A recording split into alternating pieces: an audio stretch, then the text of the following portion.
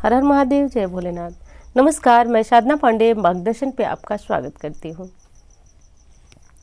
दोस्तों, मैं आज बात करूँगी कि जब आपको आपके किए गए कामों का कोई फल नहीं प्राप्त होता है और पूजा पाठ भी कर रहे हैं, आपने बहुत सारा व्रत भी रखा, लेकिन आप देख रहे हैं कि जीवन में कुछ भी बदलाव नहीं हो रहा है।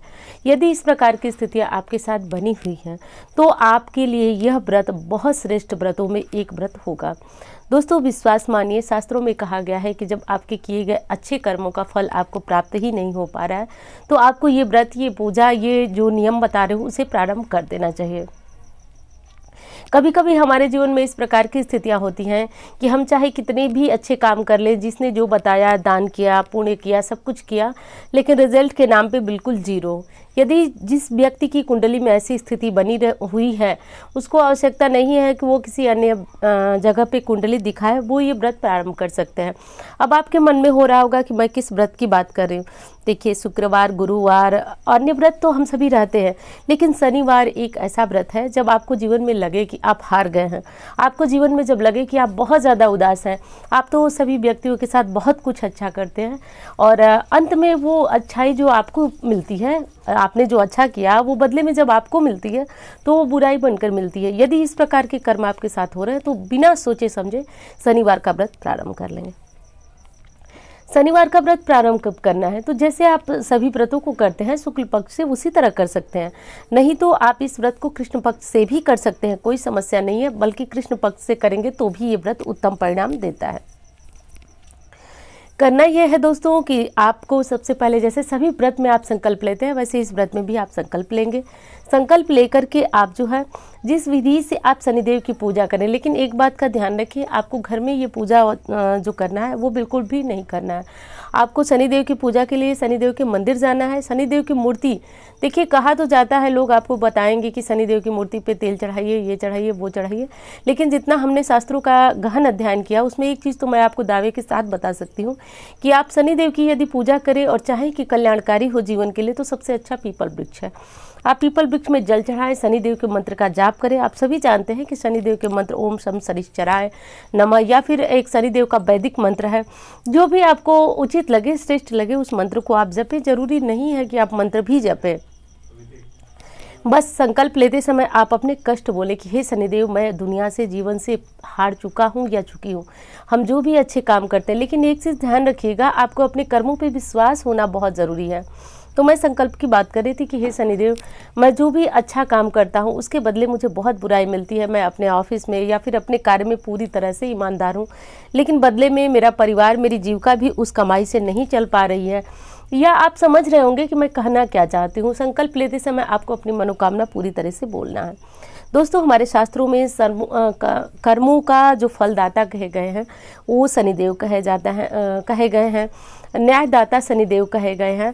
और ये भी कहा गया है कि जब जीवन में मतलब चारों तरफ परिस्थितियां विपरीत बनने लगे तो बिना सोचे समझे, बिना किसी को कुंडली दिखाए आप शनिवार का व्रत प्रारंभ कर सकते हैं, क्योंकि रोजगार के जो स्वामी हैं वो एक तरह से शनिदेव को कहा जाता है। देखिए, मैं बताऊंगी, शायद आपको समझ में नहीं आएगा, लेकिन मैं एक चीज़ बताना चाहूँगी। जब किसी व्यक्ति की कुंडली में 11वें घर में शनि होते हैं तो उनके जीवन में बहुत अच्छा परिणाम मिलता है। धन संबंधी समस्याओं में बहुत ज़्यादा उनको, मतलब एक जीवन की तरक्की पर वो व्यक्ति होता है। तो कहा जाता है कि शनि जो है वो धन को देते हैं, जीवन में बहुत ज़्यादा खुशहाली देते हैं, लेकिन उनके जिनके कर्म अच्छे होते हैं। तो यदि आपसे जीवन में कोई भी बुरे कर्म हो गए हैं, आप मानसिक रूप से उनका प्रायश्चित कर रहे हैं, तो भी आप शनिदेव का व्रत प्रारंभ कर सकते हैं। व्रत में आप करेंगे कि जैसे संपूर्ण व्रत में, सारे व्रतों में जो हफ्ते का व्रत होता है उसमें आप पूरे दिन फलाहार वगैरह लेते हैं, तो इस तरह इस व्रत में भी आप फलाहार लेंगे। सुबह की जो शनिदेव की पीपल की पूजा है वो मैंने बताया है आपको पूजा विधि में, वो आप देख लीजिए। और बहुत ज़्यादा यदि आपके कमेंट आए तो मैं वो पूजा विधि, जो शनिवार व्रत की पूजा विधि होगी, वो भी मैं आपको बता दूंगी। वैसे वही विधि है जो पीपल पूजा की विधि होती है। शाम के समय जो विशेष विधि होती है, शाम के समय इस व्रत में आपको भोजन करना है। भोजन में क्या करना है, तो उड़द दाल और चावल को मिलाकर खिचड़ी बना लें, नमक भी ज़रूर मिलाइएगा। नमक मिला करके आप जो है खिचड़ी बना लें।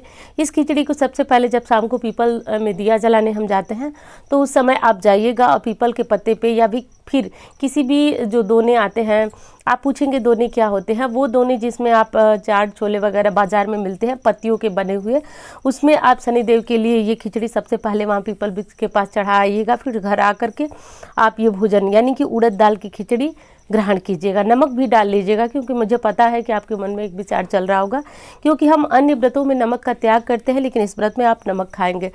दोस्तों 7, 11 इस तरह की संख्या में आप रख सकते हैं, 21 की संख्या में आप रख सकते हैं। और यदि आपके जीवन में बहुत ज़्यादा संकट है तो बिना सोचे समझे आप इस उपाय को कर लें, क्योंकि मुझे पता है कि जब हम बहुत ज़्यादा परेशानियों से गुजर रहे होते हैं तो उस समय हमारे पास पैसे भी नहीं होते हैं कि हम किसी के सामने अपनी कुंडली रखें, कुछ भी रखें, दिखा पाएँ। तो ऐसे में आप जो है इस व्रत को ज़रूर करें। एक गलती हम और करते हैं व्रतों को शुरू करने में, जैसे कि हम देखते हैं कि अपने पड़ोस में, अपने घर में किसी ने शुक्रवार का व्रत रखा, किसी ने गुरुवार का व्रत रखा, किसी ने मंगलवार का व्रत रखा, उसके जीवन में उन्नति हुई तो हम बिना सोचे समझे उस व्रत को प्रारंभ कर देते हैं। हमें व्रत अपनी स्थिति के अनुसार रखना चाहिए, अपनी परेशानियों को ध्यान में रख करके ही कोई व्रत प्रारंभ करना चाहिए। तो यदि आपके जीवन में बहुत ज़्यादा समस्या चल रही है तो आप बिना सोचे समझे इस व्रत को रख सकते हैं, क्योंकि बहुत ज़्यादा इस विषय से जुड़े हुए आपके प्रश्न आ रहे हैं।